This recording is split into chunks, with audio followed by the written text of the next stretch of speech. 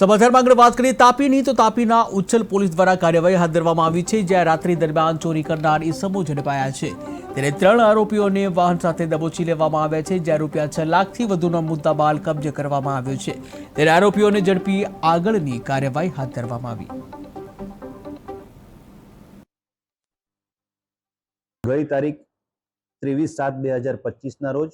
કલાક 00:30 થી 1:20 દરમિયાન ઉચ્છલ તાલુકાના ભડભુજા ગામ ગાંધીનગર ફળિયું ખાતે રહેતા બાલુભાઈ ગામિત નાઓના ઘરે 5 થી વધારે ધાડપાડુઓએ રાત્રે ઘરમાં પ્રવેશ કરી અને ઘરમાં રહેતા 4 ઈસમોને બંદી બનાવી તેમને ઢીકાપાટુનો માર મારી તથા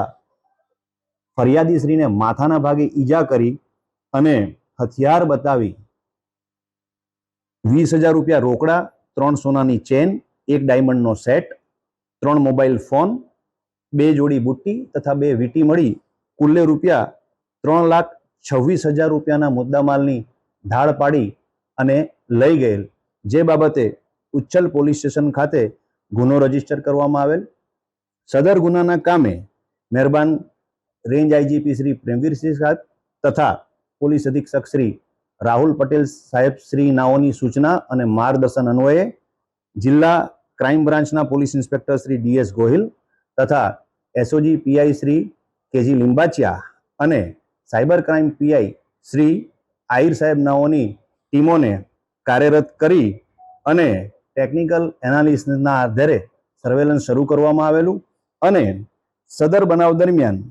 અત્રેના જિલ્લામાં ફરજ બજાવતા પીએસઆઈ શ્રી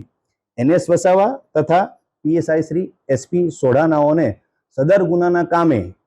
સંડોવાયેલ આરોપીઓ એક ઇકો કારમાં બેસી સોનગઢ તરફ જનાર છે એવી ઇન્ફોર્મેશન મળેલી, જે અનુસંધાને અત્રેના જિલ્લાના અધિકારીઓએ શ્રીઓએ ટીમો ગોઠવી અને વોચ રાખી આ ગાડીને આંતરી